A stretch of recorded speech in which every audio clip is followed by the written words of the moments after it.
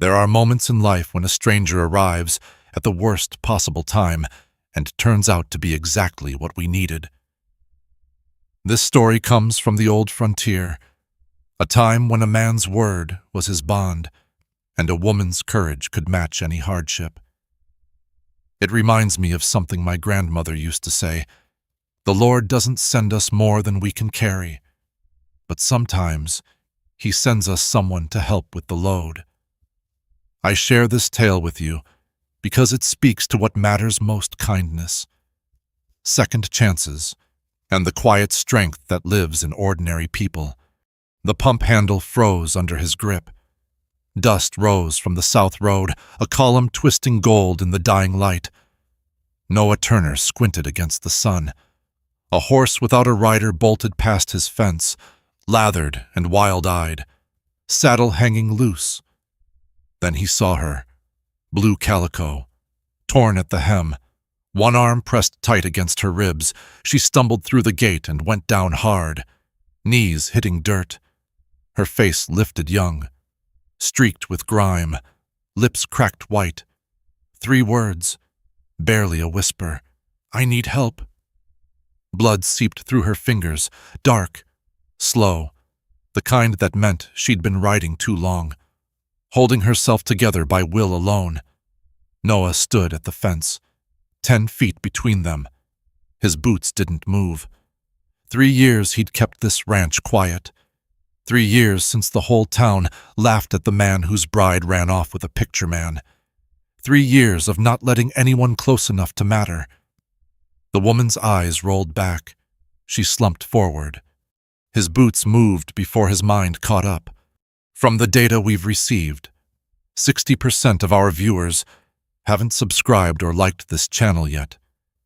If this story touched your heart, we'd be honored if you'd subscribe and support us in creating more tales worth telling. As the old folks say, a kind word costs nothing but means everything. Thank you for being here. She weighed nothing. Noah lifted her from the dirt, one arm under her knees, the other behind her shoulders.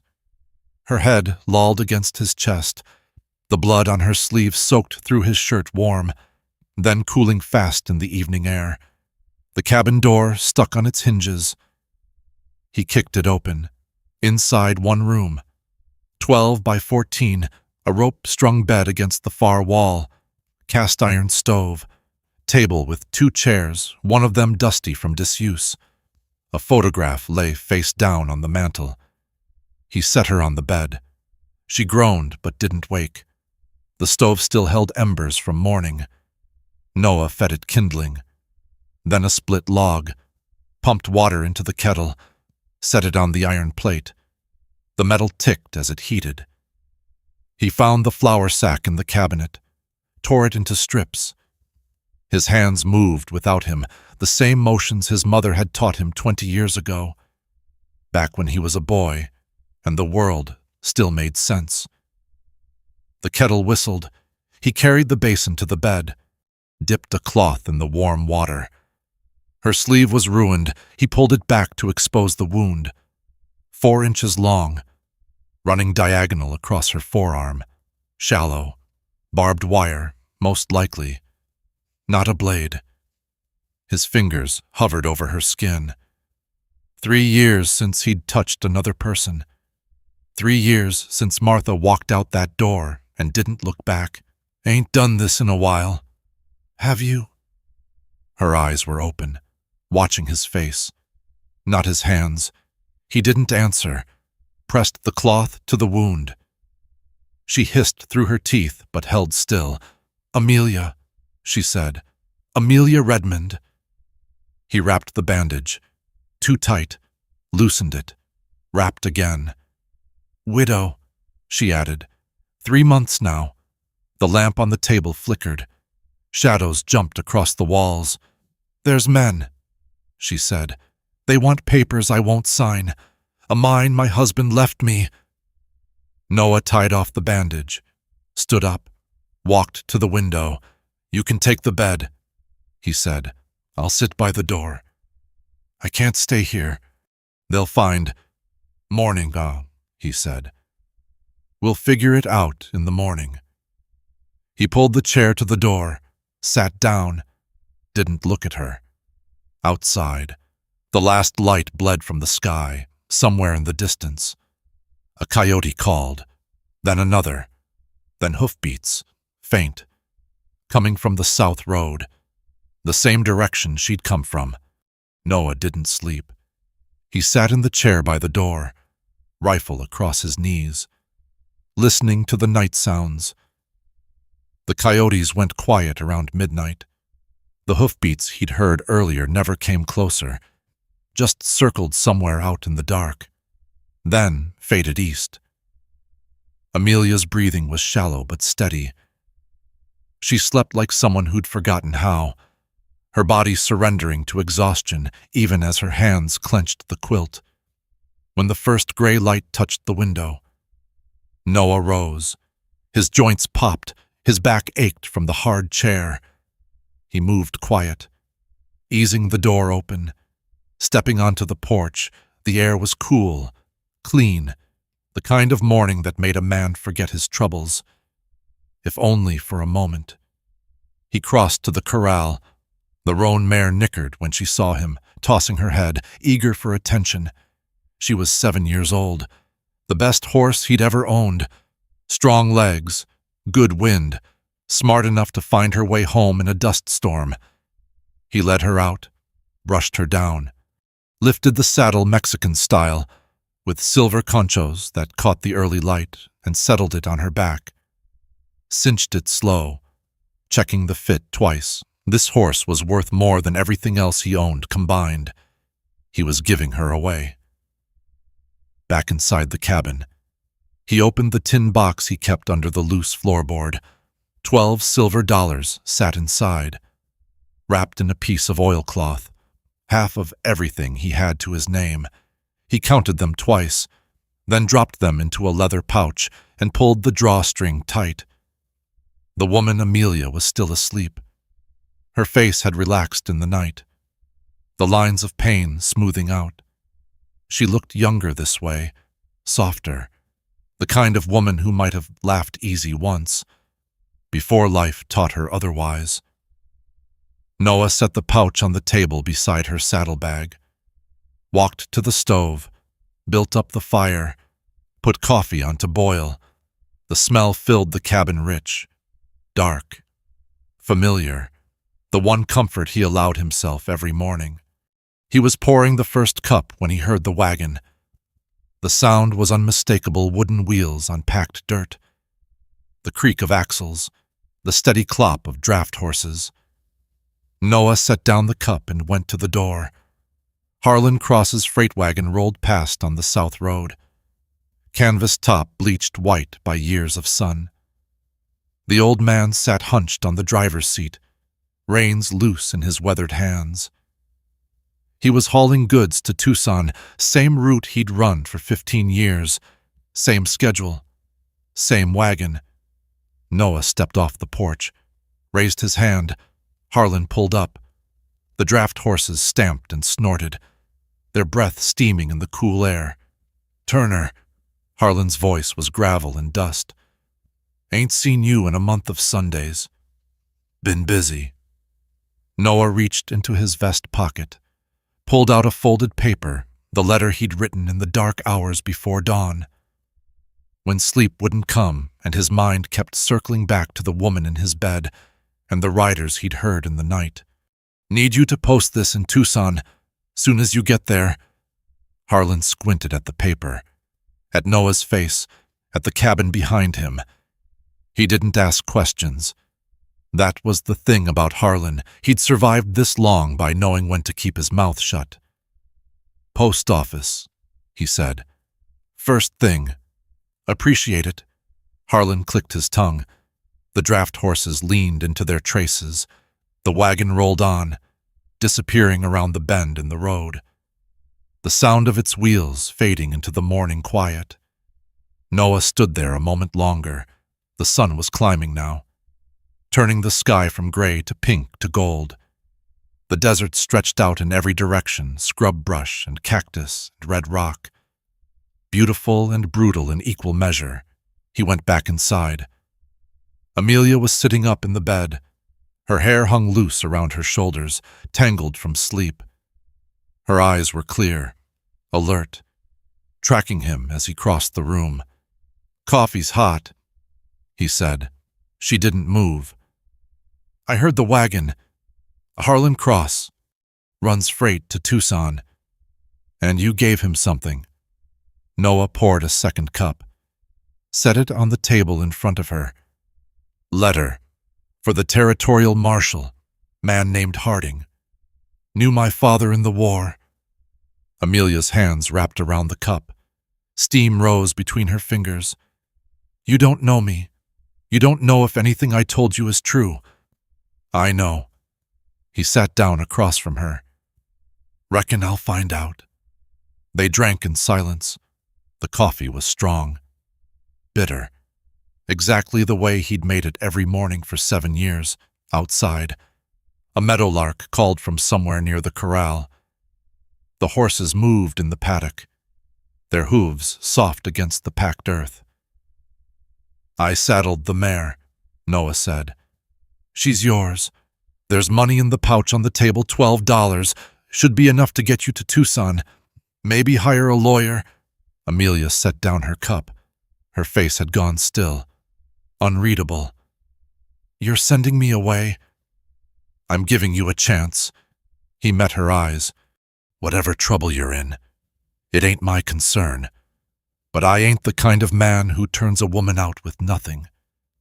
You take the horse. You take the money. You ride south and you don't look back." She stood, walked to the window. The morning light caught her profile, the sharp line of her jaw, the hollow of her cheek, the way her hand pressed against the bandage on her arm. "It's a good plan," she said. "Sensible." "It is. There's just one problem." Noah rose from his chair, crossed to stand beside her at the window, and then he saw them. 3 riders on the eastern ridge, silhouettes against the morning sky, black shapes on black horses, sitting motionless as stones. They were maybe half a mile out, far enough that he couldn't make out their faces, close enough that there was no mistaking their purpose. They weren't passing through. They were waiting. As Noah watched, one of the riders lifted his hand. Slow, deliberate, a wave that wasn't friendly at all, just a man letting you know he saw you, letting you know he had all the time in the world. The coffee in Noah's cup had gone cold. He hadn't noticed. "That's Cornelius Shaw," Amelia said. Her voice was flat, empty. "He found me." Noah set the cup on the windowsill. The riders didn't move, didn't approach, just sat there on the ridge, patient as vultures, watching the cabin with the calm certainty of men who knew exactly how this was going to end. The south road was still clear. The mare was saddled. Amelia could ride out right now, make a run for Tucson, try to outpace them. But Shaw's men were on fresh horses, and they knew this land better than she did. Noah looked at the woman beside him, at the fear she was trying to hide, at the set of her jaw and the steel in her spine. He thought about the letter he'd sent with Harlan, about the empty cabin waiting for him if she rode away, about 3 more years of silence and solitude and that photograph face down on the mantel. "Get inside," he said. Amelia turned. "What?" "Get away from the window. Stay low. Don't let them see you." "But the horse, the money, cut." "That road's closed now." Noah's hand found the rifle, leaning against the wall. "You ain't going nowhere." She stared at him. Her mouth opened, closed, opened again. "Why?" The word came out small, confused. "You don't owe me anything." Noah didn't answer. He didn't have an answer, not one that made sense. Not one he could put into words. He just knew that something had shifted in the last 12 hours. Something he couldn't name and didn't want to examine too closely. He moved to the door, checked the bolt, scanned the windows for weak points. Outside, the three riders still hadn't moved. They sat on that ridge like they were carved from the same stone, watching, waiting, letting the silence do their work for them. And somewhere in the distance, coming from the north this time, Noah heard a fourth horse approaching. The fourth rider came down from the ridge alone. Noah watched him descend through the window, tracking the slow, deliberate pace. The man sat his horse like someone who'd never worked a day in his life back straight, shoulders square, reins held loose and easy. The other three stayed where they were, silhouettes against the brightening sky. "He's coming to talk," Noah said. Amelia pressed herself against the wall beside the window. Her face had gone pale, the color draining from her cheeks like water from a cracked basin. "Don't let him in." "Ain't planning to." Noah checked the rifle. Full load. He set it against the wall within reach but out of sight. "Stay here. Stay quiet. Don't show yourself." He stepped onto the porch. The rider was closer now, close enough to make out details. Charcoal gray suit, broadcloth, the kind that cost more than Noah made in 6 months. Silver watch chain catching the morning light, an elk tooth fob dangling from the vest pocket.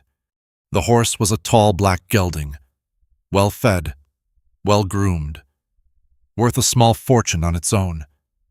The man pulled up at the fence, dismounted with practiced ease, removed his hat, gray felt, expensive, and brushed the dust from its brim.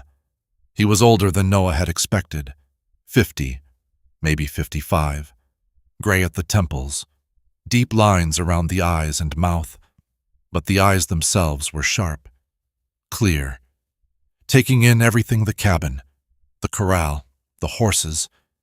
Noah standing on the porch with his hands empty and his face blank. "Mr. Turner."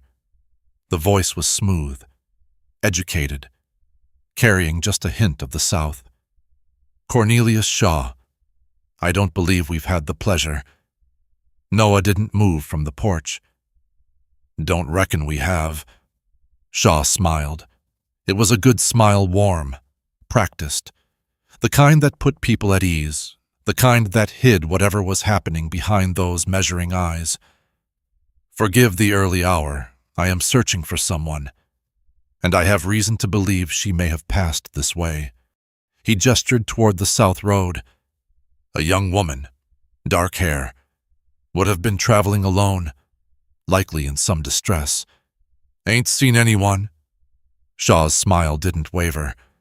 He took a step closer to the fence, close enough that Noah could smell him bay rum and tobacco, the scent of money and civilization.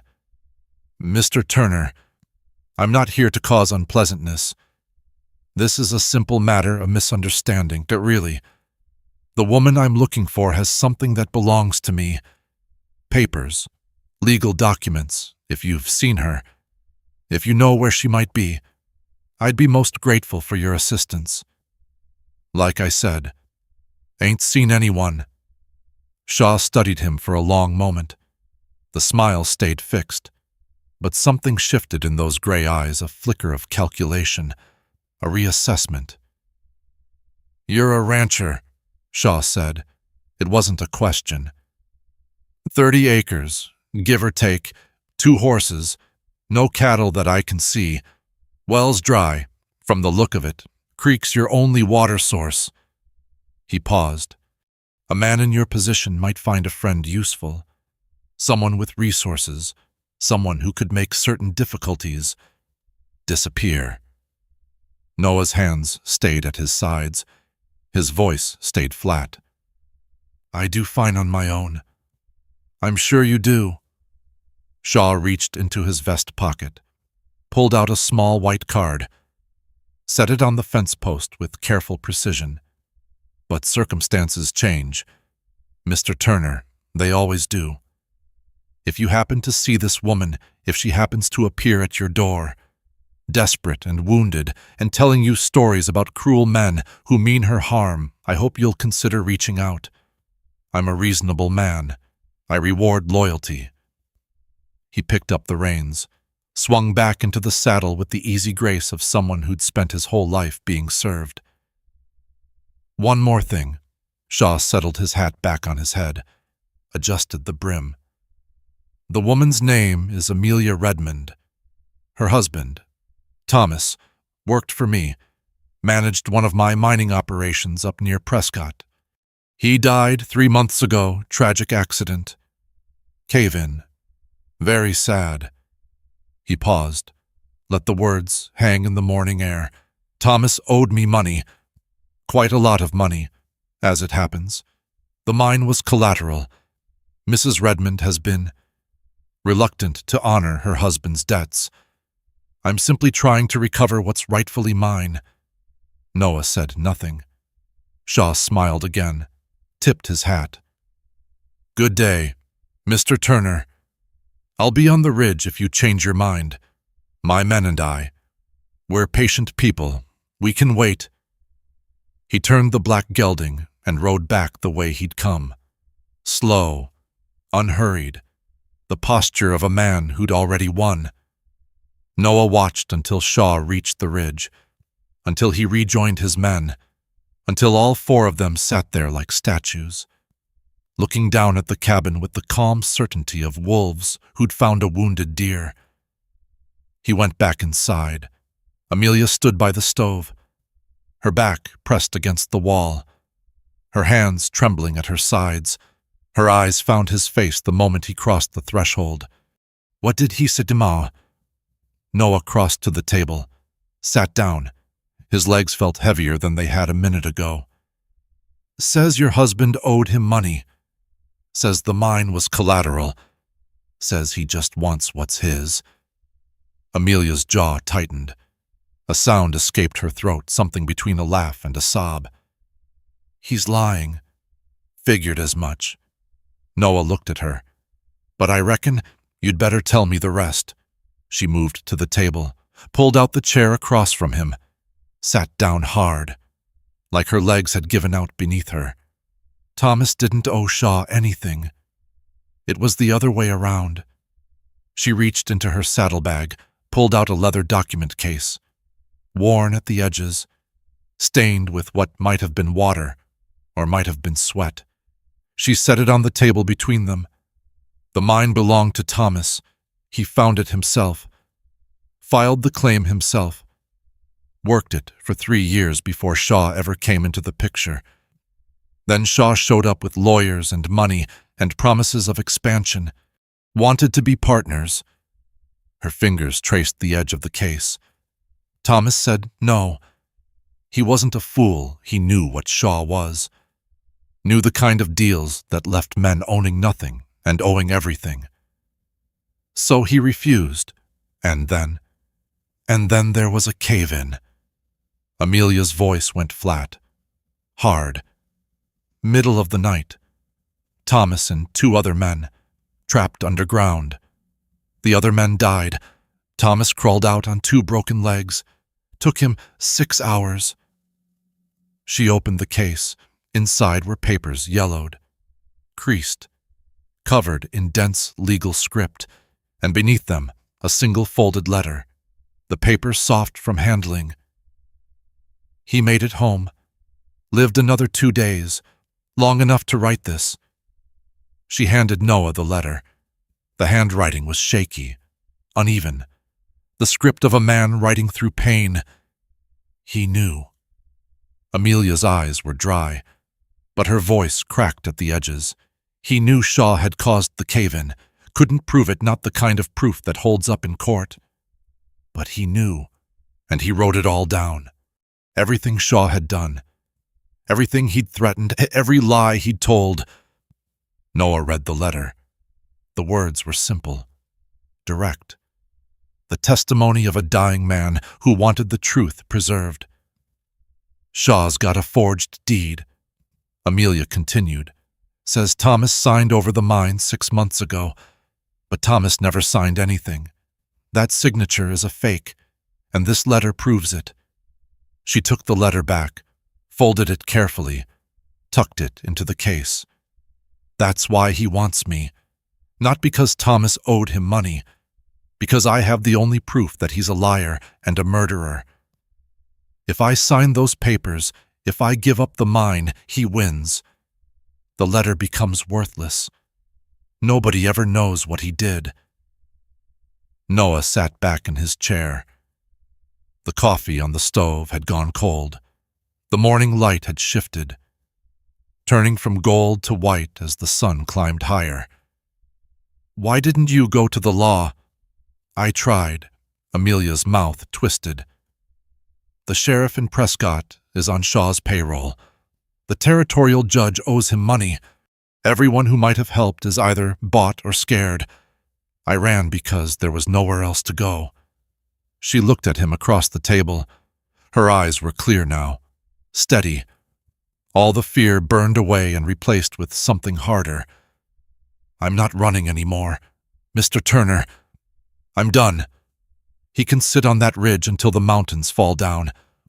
But I'm not signing those papers. Thomas died for that mine. He died for me. I'm not going to let Shaw take it.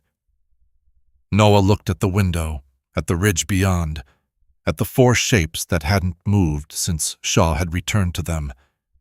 He thought about the letter he'd sent with Harlan, about the marshal in Tucson, about the days it would take for that letter to arrive, to be read, to matter. And he thought about the well that had gone dry in June, about the creek that ran through the valley floor, about the position Shaw's man had taken on the ridge, blocking the only water source for miles. How long? Amelia asked. How long can we hold out? Noah didn't answer right away. He was doing the math in his head. Water in the barrel, food in the pantry, distance to the nearest neighbor who might help. The numbers weren't good. We'll find out, he said. Outside, a hawk circled over the valley, riding the thermals. Patient as the men on the ridge, the sun climbed higher, the shadows grew shorter, and somewhere to the west, clouds were building on the horizon, dark and heavy, carrying the first hint of moisture the desert had seen in months. The beans sat heavy in the skillet, brown, thick, the kind that stuck to your ribs and stayed there. Noah ladled them onto 2 tin plates, added a square of cornbread to each, and set one in front of Amelia. She sat at the table. The chair creaked under her weight, not because she was heavy, but because the chair hadn't held anyone in 3 years. He poured coffee, black, strong enough to stand a spoon in.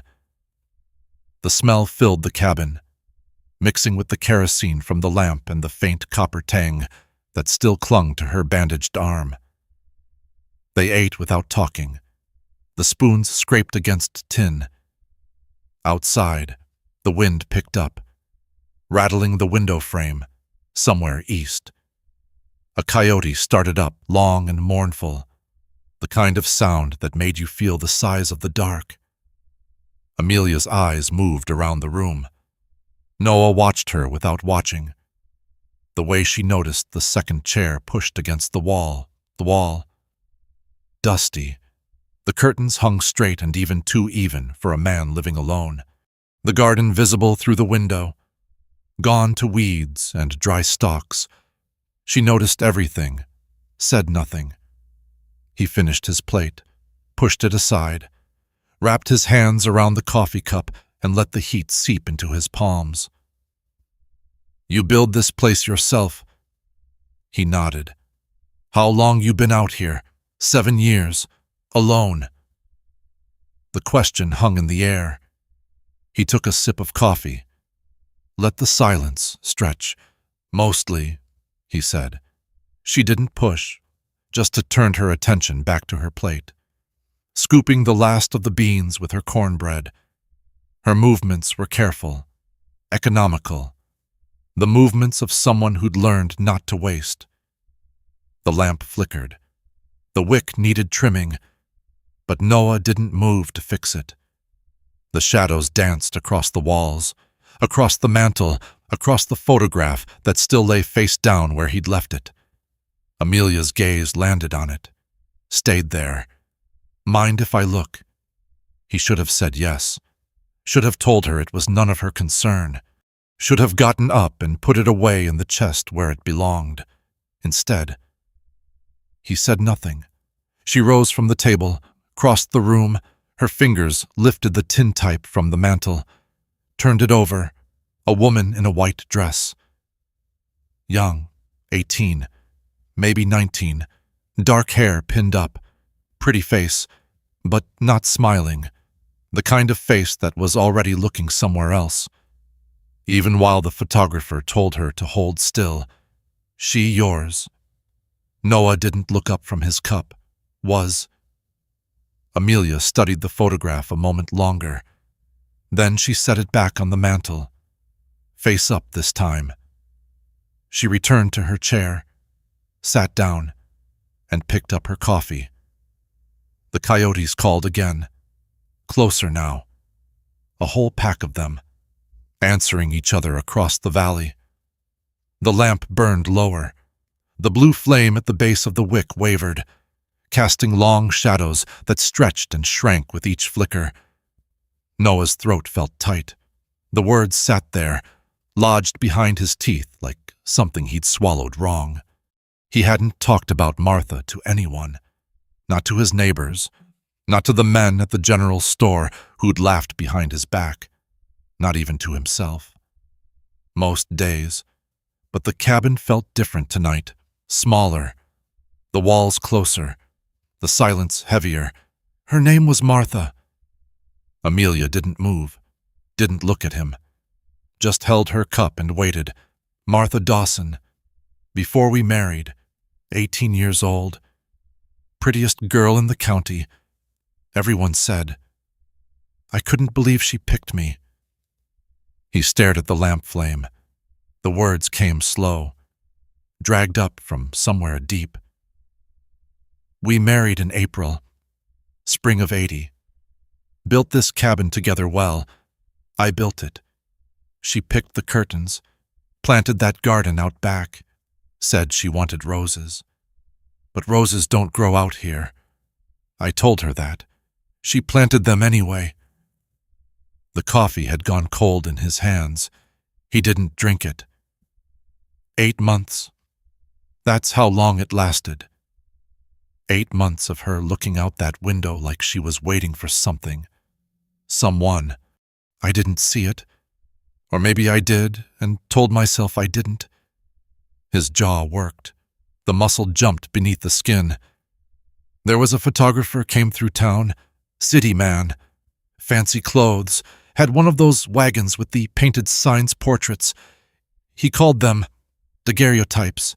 He set up in front of the Mercantile for 2 weeks. The coyotes had gone quiet. The only sound was the wind against the window and the soft hiss of the lamp. I was mending fence when she left. 1.5 miles north. Fixing posts, the cattle had knocked loose. Came home at sundown. The cabin was empty. Her trunk was gone. Half the pantry. She left a note on the table. He reached into his shirt pocket, pulled out a folded piece of paper, yellowed and soft from handling. He didn't open it, just held it between his fingers. I can't breathe here. That's what it said. 4 words, and 8 months of marriage, and that's all I got. Amelia's hands tightened around her cup. Her knuckles went white. The whole town knew before I did. Eli Dawson, her father, he was at the general store when I went looking for answers. Laughed right in my face. Said his daughter always had good sense. Said she knew a dead-end man when she saw one. He put the note back in his pocket. His hands were steady. His voice was not. That was 3 years ago. I stopped going to town after that. Stopped talking to people. Figured if I kept my head down and my mouth shut, eventually they'd forget. Eventually, I'd forget. He looked at the photograph on the mantel. Martha's face stared back at him, frozen in that moment before she decided to leave. I haven't forgotten. The lamp sputtered, the flame shrank, then steadied. Amelia set down her cup. Her fingers traced the edge of the table, following a groove in the wood. Thomas was a good man, she said. Her voice was quiet, measured. He worked hard, provided, never raised his hand to me, never raised his voice. Most women would have counted themselves lucky. She looked at the window, the darkness beyond. But the mine came first, always the mine. He'd leave before sunrise, come back after dark. Sometimes he'd be gone for weeks, chasing a new vein, a new tunnel. I'd sit in that house alone, watching the candles burn down, and I'd think this is what it feels like to be a ghost, to haunt your own life. Her hand went to her bandaged arm, touched it lightly. When they told me about the cave-in, I cried, I did. But part of me, a part I ain't proud of, that part felt something else, something like relief. She met his eyes for the first time since she'd sat down. I was a widow before he died. Just didn't know it yet. The wind shifted outside. The window rattled in its frame. They sat in the lamplight, two people who'd been hollowed out by the ones they'd loved. They didn't reach for each other, didn't offer comfort or platitudes, just sat with the weight of what they'd said, letting it settle between them like dust. Noah rose from the table, crossed to the window, looked out at the dark. The ridge to the east was invisible now, swallowed by night. But he knew they were still out there, Shaw's men, waiting. Get some sleep, he said. Tomorrow's going to be a long day. Amelia nodded. She moved to the bed, pulled back the quilt blues and browns, his mother's handiwork, and lay down without undressing. Noah settled into the chair by the door. The rifle leaned against the wall beside him. He didn't expect to use it, didn't want to, but the weight of it there was something. The lamp burned down to nothing. The cabin went dark, and in the darkness, just before sleep took him, he heard it, a horse, single rider, moving slow along the fence line, not approaching, not leaving, just circling. Dawn came gray and thin through the window. Noah woke with his hand on the rifle stock, fingers cramped from gripping it through the night. His neck ached. His back had stiffened against the hard chair. He blinked the sleep from his eyes and looked toward the bed. Empty. Quilt folded neat at the foot. He stood too fast. The chair scraped against the floor. Out here, Amelia's voice came from the porch. He crossed to the door, pushed it open. She stood at the railing, arms crossed, watching the eastern ridge. The sun hadn't cleared the mountains yet, but the sky was light enough to see. The riders had moved. Yesterday they'd sat on the ridge, silhouettes against the morning sky. Today they were lower, halfway down the slope, 3 of them, spread out in a line, positioned directly between the cabin and the creek that ran through the valley floor. They moved at first light, Amelia said. I watched them come down. Noah stepped onto the porch. The boards creaked under his boots. He studied the position, the angles, the distances. The creek was maybe 300 yards from the cabin. The riders set their horses 100 yards this side of it. No direct threat. No weapons drawn. Just presence. They ain't coming closer, he said.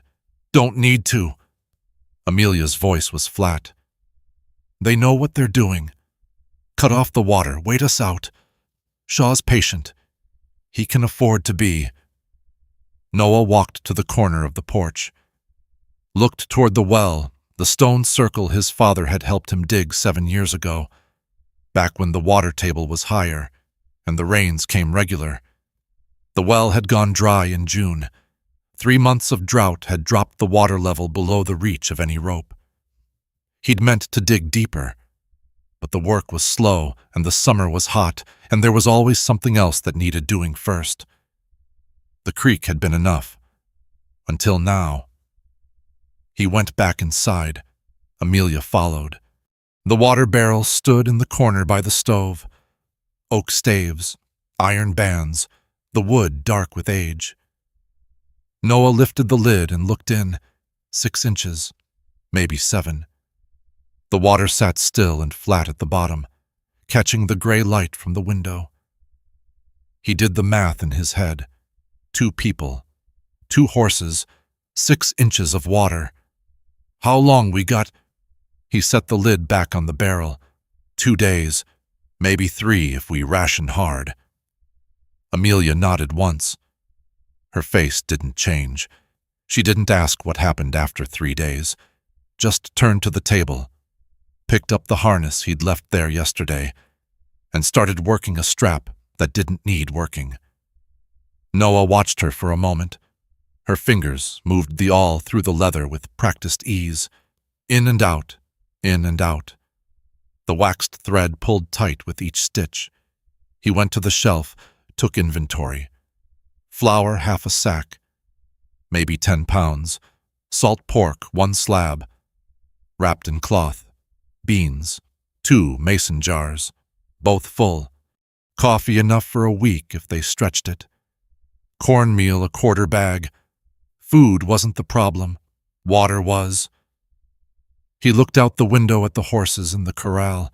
The roan mare stood with her head low, lips searching the empty trough. The bay geldings paced the fence line, restless, knowing something was wrong, even if he couldn't name it. I'll give them what's in the trough, Noah said. What's left of it. Won't last them long. And us, we drink less, move less, stay inside during the heat. Amelia's hands kept working the leather. You done this before, been under siege? No. Me neither. She pulled the thread tight. Reckon we'll learn together. The morning stretched into afternoon. The heat built inside the cabin. Thick and close, Noah opened the window on the north side, the side that faced away from the riders, and let what breeze there was move through. Amelia swept the floor. The broom whispered against the boards, pushing dust and grit toward the door.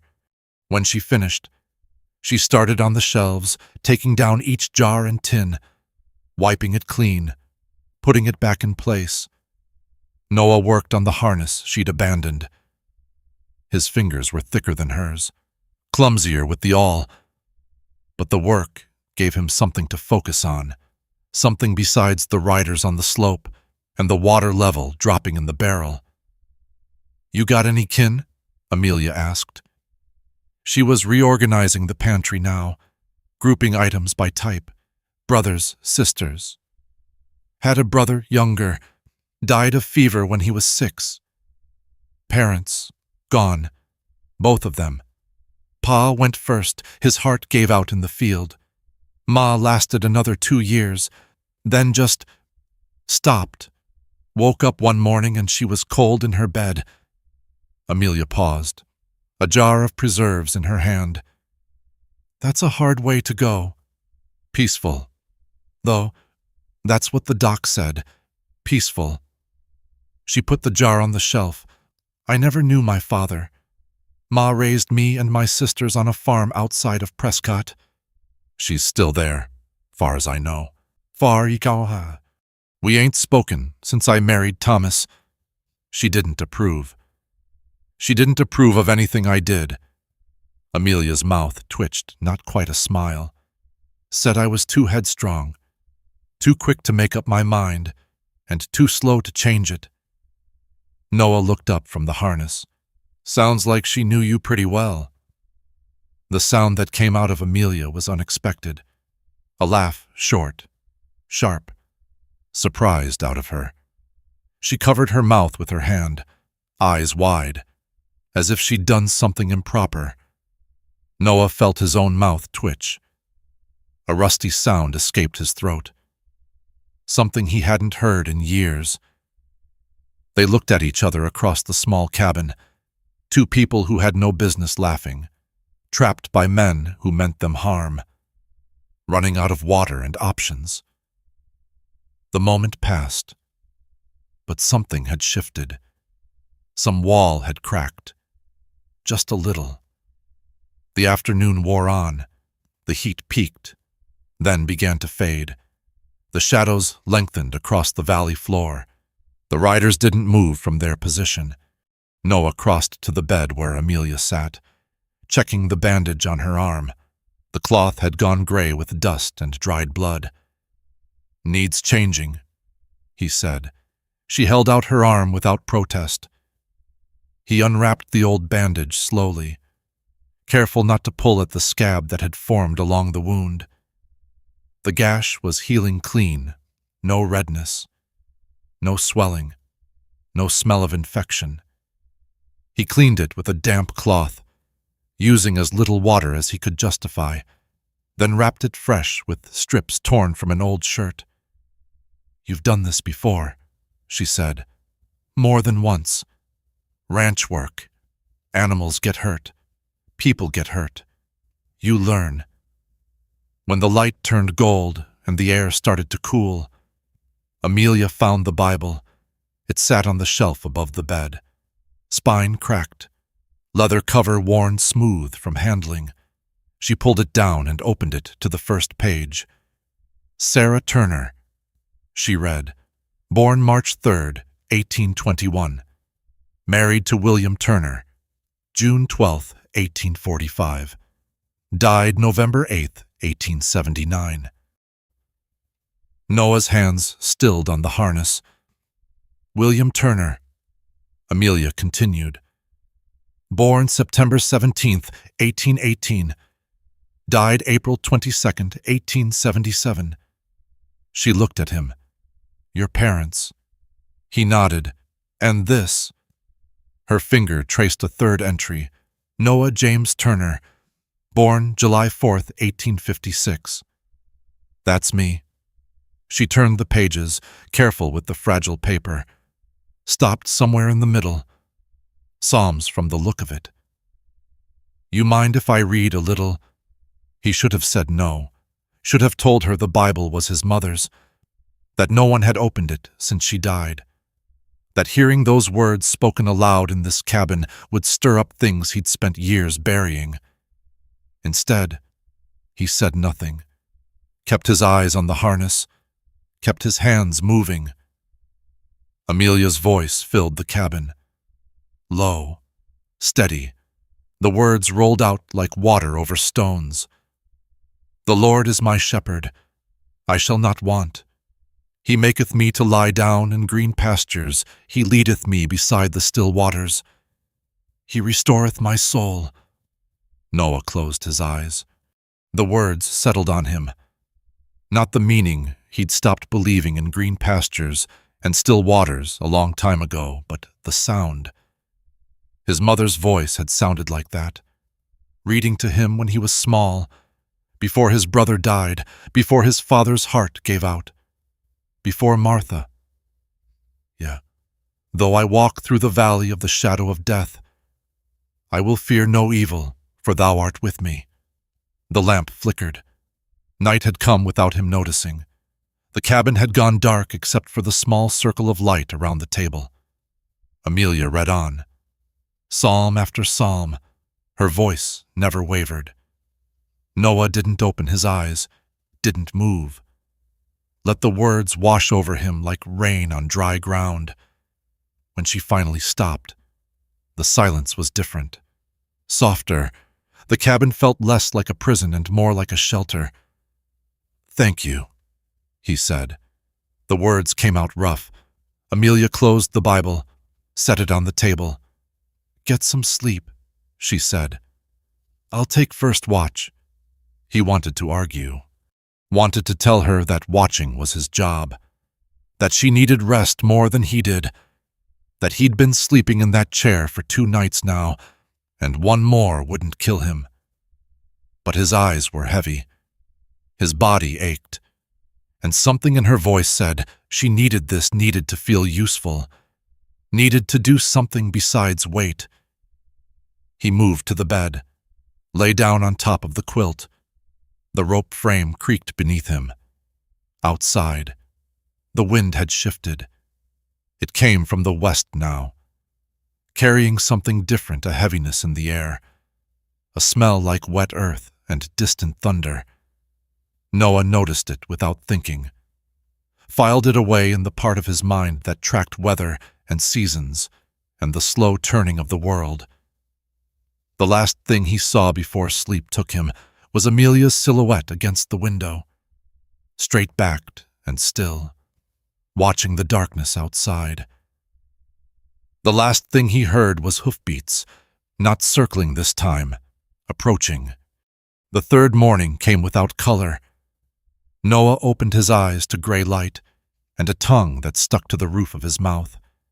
His lips had cracked overnight. When he licked them, he tasted blood. He sat up. The rope frame groaned beneath him. His head swam a dull throb behind his eyes that pulsed with each heartbeat. The hoofbeats from last night had been nothing, just one of Shaw's men, riding the perimeter, reminding them they were watched. The rider had circled twice, then returned to the ridge. A message delivered without words. Amelia sat at the table. She hadn't moved from the chair. Her back was to him, shoulders hunched, head bowed over something spread across the wooden surface. The lamp had burned out hours ago, but enough light came through the window to see. Her hands shook. Noah swung his legs off the bed. The floor was cold against his bare feet. He crossed to the water barrel, lifted the lid, empty. The bottom was dark with moisture, but when he ran his finger along it, nothing came up but a smear of mud. He replaced the lid, didn't say anything, walked to the window instead. Outside, the horses stood in the corral with their heads hanging low. The roan mare's ribs showed through her coat more prominent than they'd been 2 days ago. The bay gelding had stopped pacing. He stood in the corner, facing the fence, not moving. The riders were still there, same position, same distance, patient as stones. Noah turned back to the room. Amelia hadn't looked up. Her hands were pressed flat against the table now, fingers splayed across yellowed paper. He could see the wax seal from where he stood, dark red. Cracked at the edges, legal documents. The deed, a steel nib pen lay beside her right hand, an ink bottle, black glass. Cork stopper removed, sat open near the edge of the table. Amelia. She didn't respond. Her shoulders rose and fell with each breath. Shallow, quick. He crossed the room, pulled out the chair across from her. The legs scraped against the floor. He sat down. The papers were spread between them. 3 pages, covered in copperplate script, the kind of handwriting that came from lawyers' offices and courthouses. Words like hereby and wherefore and in perpetuity. At the bottom of the 3rd page, a blank line waited. Above it, printed in careful letters, signature of widow. Amelia's hand moved to the pen. Her fingers closed around it. "I sign this," she said. Her voice was a rasp, dry as the barrel. "They ride off. You get your life back." Noah didn't answer. He looked at her face, really looked. For the first time since that first night. She'd aged 10 years in 3 days. The skin under her eyes had gone dark, bruised-looking. Her cheeks had hollowed out. Her lips were cracked worse than his, split in 2 places with dried blood crusted at the corners. Her hair hung lank and greasy, escaping from the braid she'd tied it in, but it was her eyes that held him, empty, flat, the eyes of someone who'd already left. Thomas crawled out of that mine, Noah said. Amelia's hand stopped moving. The pen hovered over the signature line. 2 broke legs. That's what you told me. He crawled out of a collapsed tunnel with 2 broke legs, dragged himself through the dark, through the rocks, through the dust. And he lived long enough to write you that letter. The one Shaw wants so bad. Her jaw tightened. A muscle jumped beneath the skin. Why'd he do that? Noah leaned forward. Why'd he crawl instead of lying there and letting go? Would have been easier. Would have hurt less. The pen trembled in her grip. Because he knew, Noah said. He knew what Shaw was, knew what he'd do to you once Thomas was gone. And he wasn't going to let that happen. Not without giving you a fighting chance. Amelia's eyes came up, wet, red-rimmed, but not empty anymore.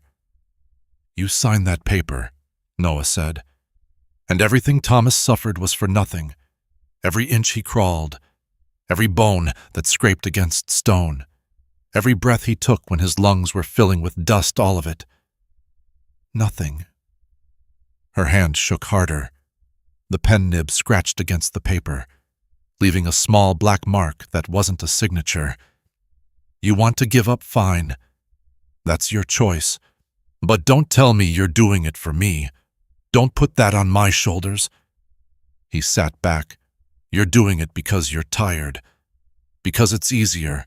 Because fighting is hard and losing is harder, and you'd rather quit than find out which one you are. The words hung between them. Cruel, necessary. Amelia's face crumpled. Not with tears, something worse. Shame, the kind that started in the chest and spread outward, burning everything it touched. She dropped the pen. It clattered against the table, rolled, fell to the floor. Her hands came up to her face. Pressed against her eyes, her shoulders shook. But no sound came out, just silence. And the small movements of someone trying to hold themselves together when everything inside was coming apart. Noah sat still, watched her, didn't reach out, didn't offer comfort. That wasn't what she needed. What she needed was to feel it, all of it. The shame and the fear and the exhaustion. To let it burn through her until there was nothing left but the choice. The minutes stretched.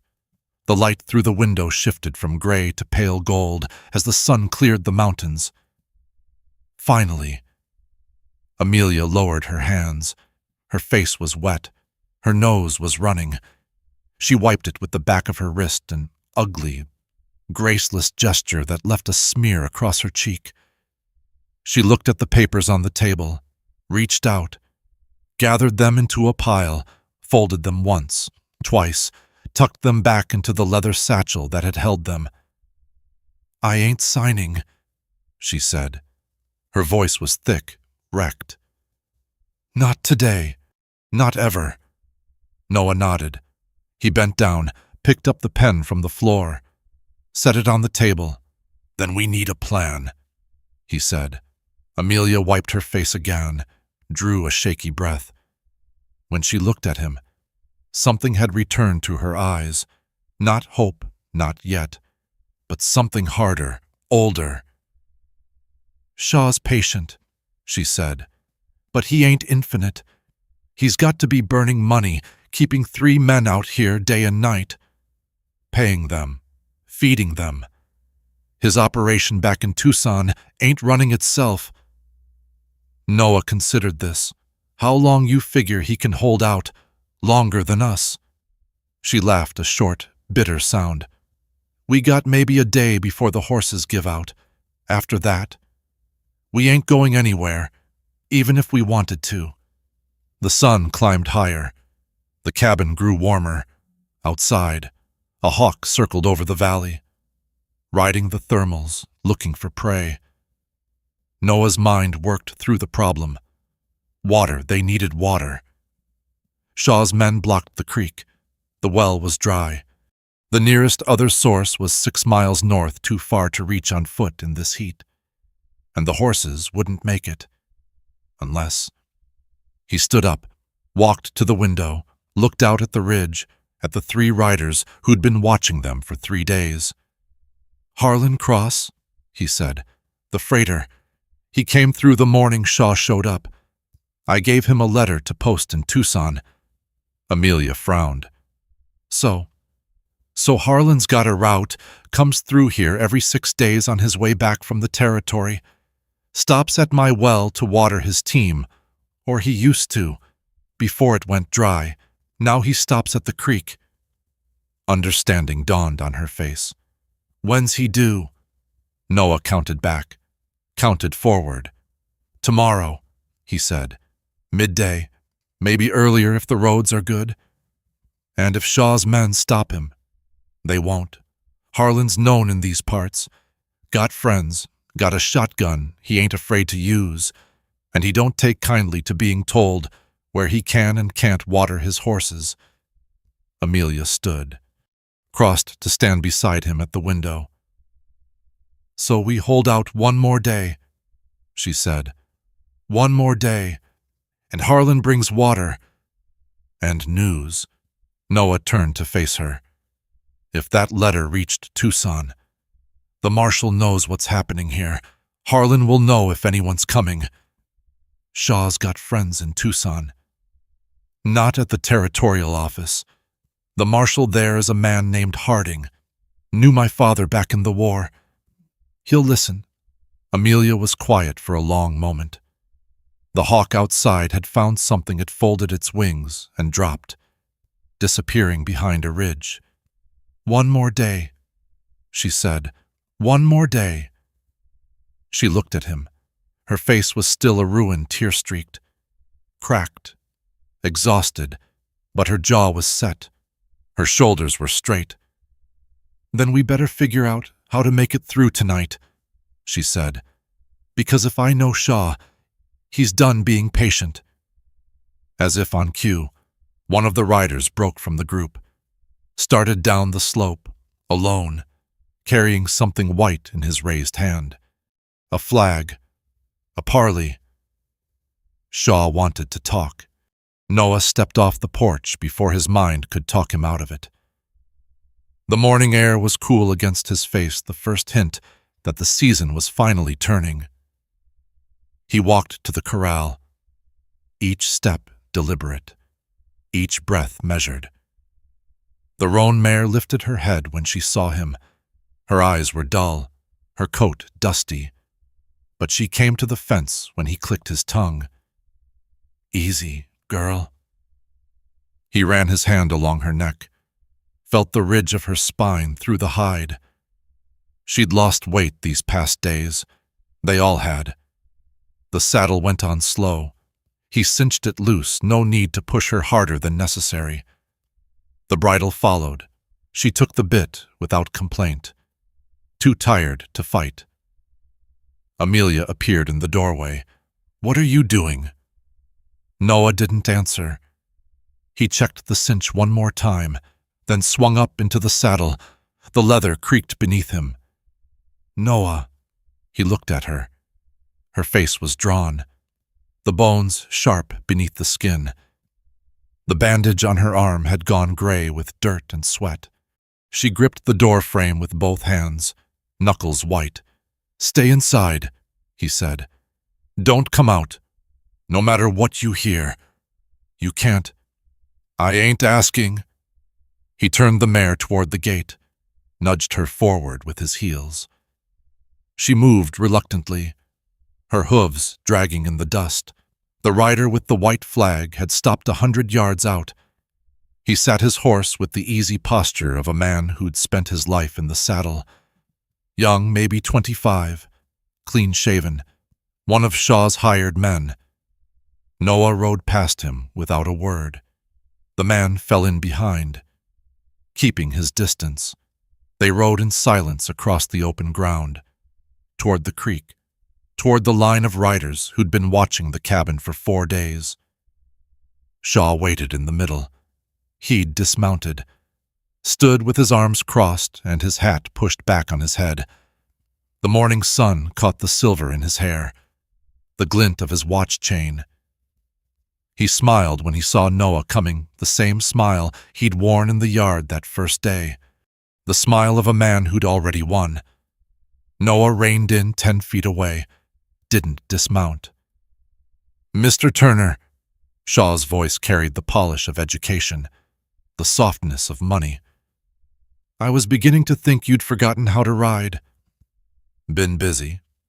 "So I've noticed." Shaw uncrossed his arms, gestured toward the cabin. "Cozy arrangement you've got there. The widow seems comfortable." Noah said nothing. Shaw's smile faded a degree. "I'm a patient man. Turner, ask anyone who knows me. I don't rush. I don't make threats I can't keep. But patience has limits, and mine is reaching its end." "That's so. The widow has something that belongs to me, a piece of paper, a signature. That's all I want. She signs. I ride off, and you never see me again. You can go back to your beans and your solitude and your sad little life out here in the middle of nowhere." The other riders had drifted closer, 3 of them now, forming a loose half-circle. Their horses stamped and snorted. Sensing the tension, Noah shifted in the saddle. His mouth was dry, his tongue thick. The words he'd rehearsed in his head sounded thin and foolish now. Faced with Shaw's confidence and Shaw's men and Shaw's money, but he said them anyway. "I ain't much of a fighter." Shaw's eyebrows rose. "Is that a surrender?" "It's a fact. Never been in a real fight my whole life. Don't own a pistol. That rifle back at the cabin, I use it for coyotes and rattlesnakes. Not people. I'm a rancher. That's all I've ever been." Shaw's smile returned. "Then we understand each other." "But I can write." The smile flickered. Noah reached into his vest pocket. Slow, deliberate. Shaw's hand moved toward his hip, toward the pistol holstered there, but Noah's fingers came out holding nothing but paper. Folded, yellowed, a receipt. "Harlan Cross," Noah said. "Runs freight between here and Tucson. Comes through my place, Bidassis every 6 days to water his team. He was here the morning you showed up. Before your men got into position, before you cut off the creek." Shaw's eyes narrowed. The hand near his hip didn't move away. "I gave him a letter." Noah held up the receipt. "Posted it that same day. Tucson Post Office. You can see the stamp right there." "What letter?" 3 pages. Everything I know about you, everything Mrs. Redmond told me. The forged deed, the cave-in that killed her husband, and how convenient it was that Thomas Redmond died before he could expose you. The harassment, the siege, my name at the bottom. Witnessed and dated. The morning was silent. Even the horses had gone still. "The territorial marshal is a man named Harding," Noah continued. "Knew my father in the war. Served together at Glorieta Pass. He's honest, thorough, doesn't like being lied to, and he really doesn't like men who prey on widows." Shaw's face had gone flat. Unreadable. The charm had drained away, leaving something cold underneath. "You're bluffing." Noah shrugged. "Maybe. Ride to Tucson and find out. Should take you, 3 days, 4. By the time you get there, Harding will have had that letter for near a week. He'll have sent inquiries, talked to people, started putting pieces together." He tucked the receipt back into his vest. "Or you could ride the other direction. Keep going until you hit California. Start fresh somewhere. Nobody knows your name." Shaw didn't move. His eyes stayed fixed on Noah's face, searching for the crack, the tell, the sign that this was a desperate lie from a desperate man. Noah let him look, kept his own face blank. His heart hammered against his ribs, but his hands stayed steady on the reins. 3 years of keeping to himself, of showing nothing to the men who'd laughed at him in town, of building a wall so high he couldn't see over it, all of that served him now. He'd learned to hide, now that hiding was saving his life. The seconds stretched. The sun climbed higher. A fly buzzed around the roan mare's ears, and she twitched them, but didn't shy. One of Shaw's men shifted in his saddle.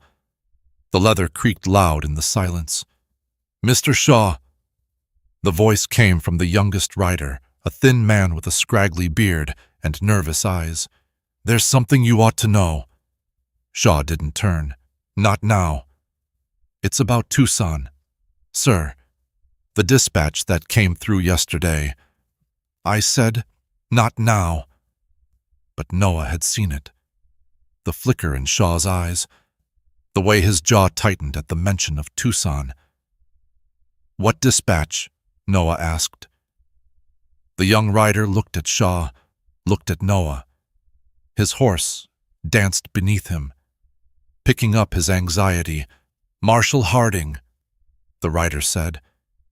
"He's been asking questions, sent word to the sheriff in Prescott, wants to know about a mining claim, about a cave-in."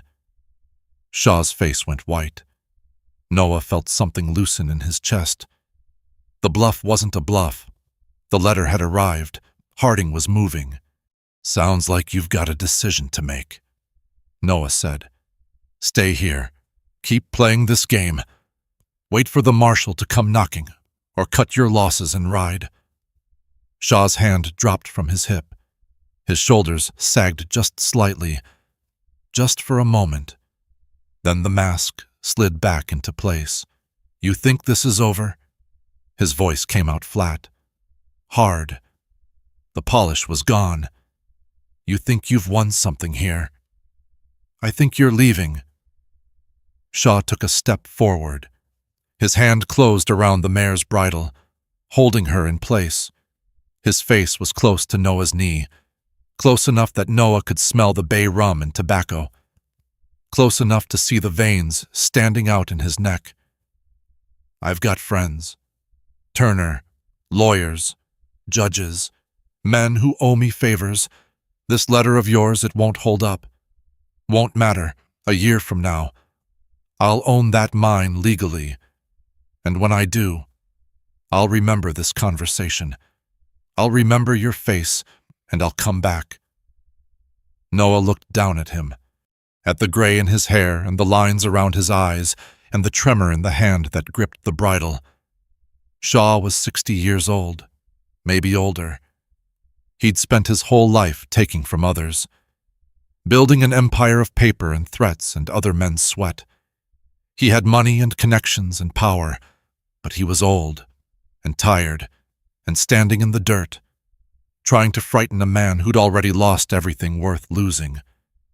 "Maybe you will," Noah said, "but not today." He pulled the reins. The mare stepped sideways, breaking Shaw's grip. Noah wheeled her around, pointed her toward the cabin. "Turner." He didn't stop, didn't look back. "This ain't finished." The words followed him across the open ground. He heard them, but didn't answer. Just rode, slow and steady, back toward the cabin where Amelia waited, behind him. Hoofbeats. He tensed, expecting pursuit, expecting trouble. But when he finally allowed himself to look, Shaw and his men were moving the other direction, east, away from the cabin, away from the creek, away. Noah's hands shook. He gripped the reins tighter to hide it. The shaking spread to his arms, his shoulders, his chest. By the time he reached the corral, his whole body was trembling. He dismounted. His legs nearly buckled. He grabbed the fence post, held himself upright, and watched the riders disappear over the eastern ridge. The door opened. Amelia stepped out. She didn't speak, just walked to where he stood and put her hand on his arm. Her fingers were warm through his sleeve. They stood there together, watching the empty ridge, watching the dust settle, watching the thought to climb toward noon. "Is it over?" she asked. Noah thought about Shaw's face, the cold promise in his eyes, the threat that hung in the air like smoke after a fire. "For now," he said. She nodded, didn't push for more, just stood beside him, her hand still on his arm, her shoulder almost touching his. The morning stretched into midday. The heat built, then broke as clouds rolled in from the west, the same clouds Noah had smelled on the wind 2 nights ago, heavy and dark and full of promise by afternoon. The first drops of rain were falling fat and warm, kicking up dust where they hit the ground. Noah tilted his face toward the sky, let the water run down his cheeks, his neck, into the collar of his shirt. Beside him, Amelia did the same. The rain came harder. The dry ground drank it up. The horses stirred in the corral, lifting their heads, opening their mouths. Water, not from the creek, not from Harlan Cross, from the sky itself, as if something had been listening all along. They stood in the rain until they were soaked through, until the dust had washed away, and the cracked earth had turned to mud, and the barrel behind the cabin was filling drop by drop. When they finally went inside, Amelia stopped at the door. "The rain," she said. "You think it means something?" Noah looked at her, at the water dripping from her hair, the color returning to her cheeks, the light in her eyes that hadn't been there an hour ago. "I think we got lucky," he said. She smiled, the first real smile he'd seen from her.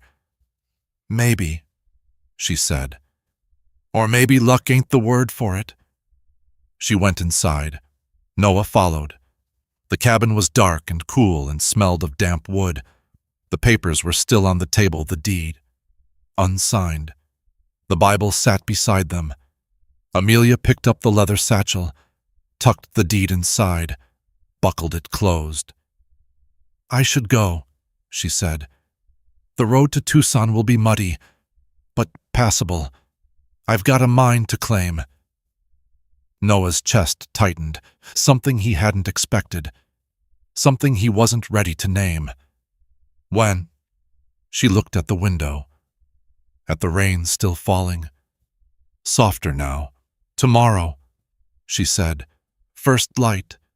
Tomorrow came and went. So did the day after. Noah woke on the 3rd morning to the smell of bacon frying and coffee boiling on the stove.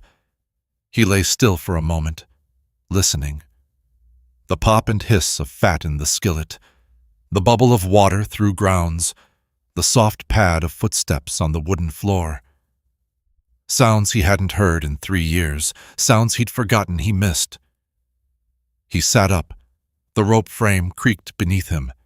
Through the window, the sky was pale blue, washed clean by the rains that had fallen for 2 days straight. The creek would be running high now.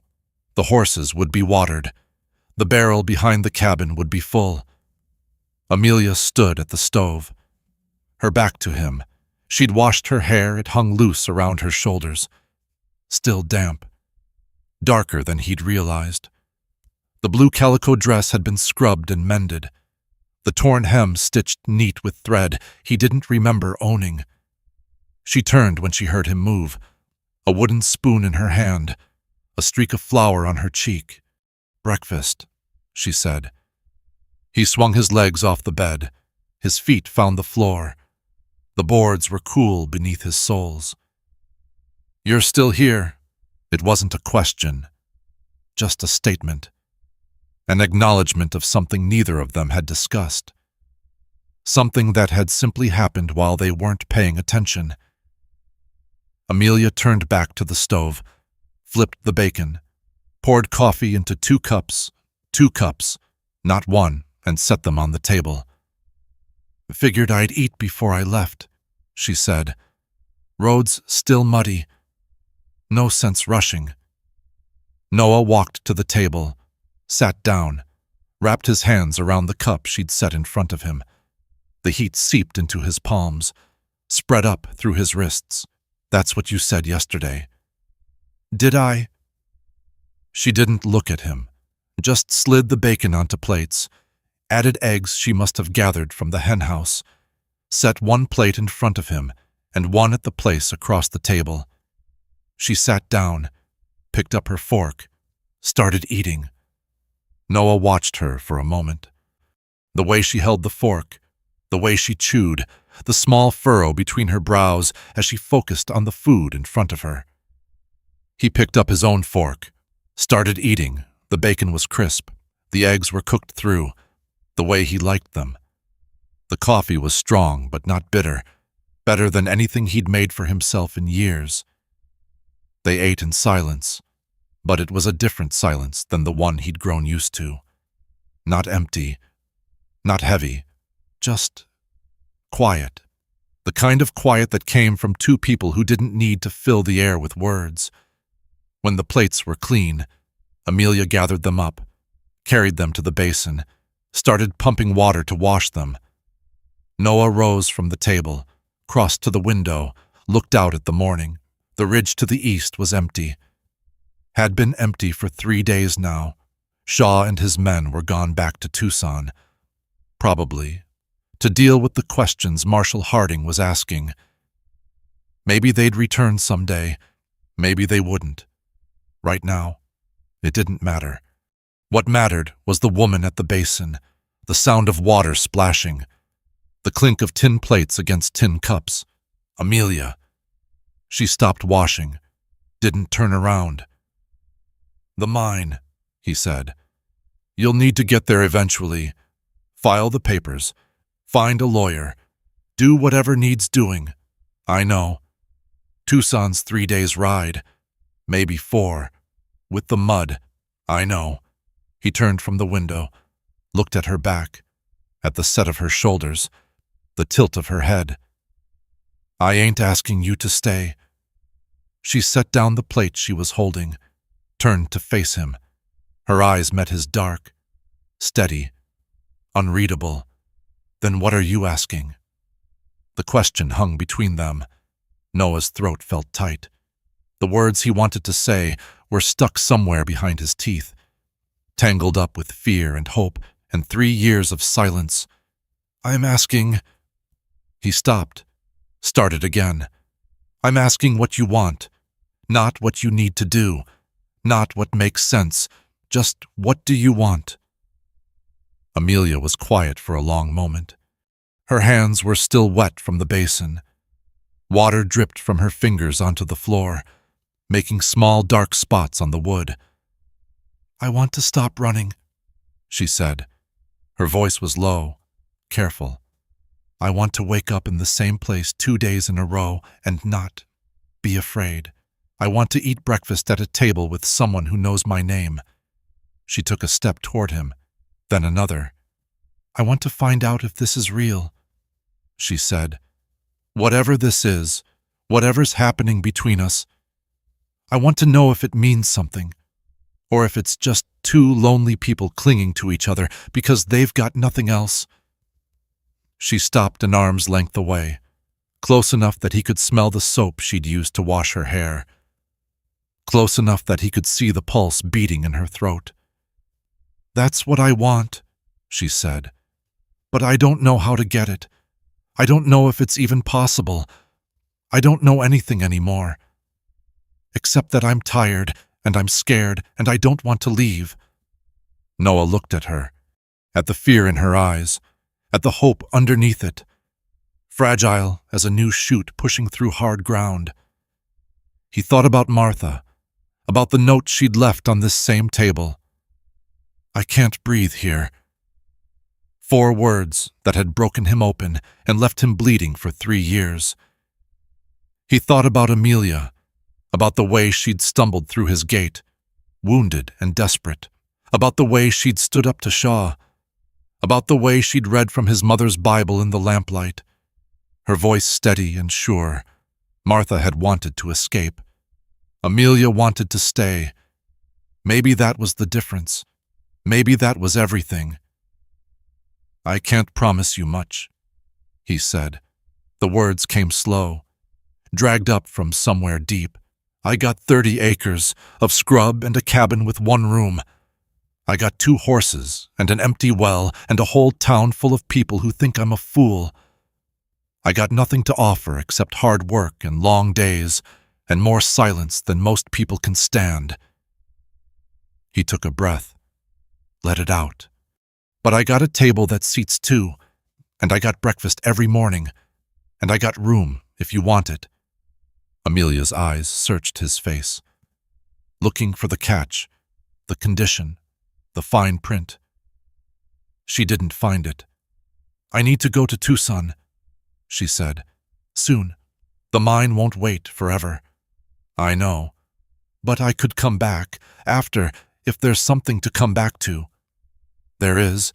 She nodded, slow, the beginning of a smile tugging at the corner of her mouth. "Then I reckon I'll stay for breakfast," she said. "Just breakfast, for now." Noah felt something loosen in his chest, something that had been clenched tight for 3 years. So long he'd forgotten it was there. "For now," he agreed. She turned back to the basin, finished washing the dishes.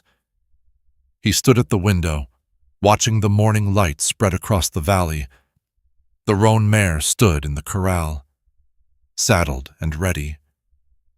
She'd been saddled for 2 days now, waiting for a rider who kept finding reasons not to mount up. Maybe today, maybe tomorrow, maybe never. It didn't matter. What mattered was the coffee growing cold on the table, the clean plates drying by the stove, the woman humming something soft and tuneless as she worked. Noah crossed to the door, pushed it open, stepped onto the porch. The air was fresh, washed clean by the rain. The sky stretched wide and blue above the mountains, somewhere in the distance. A meadowlark sang the first birdsong he'd heard in days. Behind him, the door creaked. Amelia stepped out onto the porch beside him. Her shoulder brushed his arm. They stood there together, looking out at the land, at the empty ridge, at the road that led south to Tucson, at the future that waited. Uncertain and unwritten, just beyond the horizon. "Nice morning," Amelia said. "It is. Shame to waste it." Noah looked at her, at the light in her eyes, at the smile she wasn't quite hiding. "What did you have in mind?" She shrugged. "Could fix that fence post by the corral. The one that's been leaning since I got here. Could weed that garden. See if anything's worth saving. Could do that too." She turned to face him. Her hand found his arm, her fingers curled around his wrist. Light and warm. "Or," she said, "we could just stand here a while, watch the sun come up, see what happens next." Noah looked at her hand on his arm, at the morning light on her face, at the woman who'd stumbled into his life bleeding and desperate and somehow, against all odds, decided to stay. "Reckon that's an option," he said. She smiled. He almost smiled back. The sun climbed higher. The shadows grew shorter. The meadowlark sang on, filling the silence with something that sounded almost like hope. There is something quiet that stays with us after a story like this. Not a message, not a moral, just a feeling, tender and familiar, like the weight of a cup held between 2 hands on a cold morning. Many of us have stood at that fence, maybe not in Arizona, maybe not in 1883, but somewhere. We have watched someone ride away and wondered if they would come back. We have kept a chair empty longer than we meant to. We have said words that surprised us, words we did not plan, words that changed everything. Some of us have been Noah careful, guarded, building walls so high we forgot what we were protecting. Some of us have been Amelia carrying papers and promises and the memory of someone who is gone. Some of us have been both. It is all right to sit with that for a moment. The story does not need to be resolved. The feeling does not need to be explained. Some things are meant to rest, not to be understood. Thank you for staying until the end. Thank you for listening.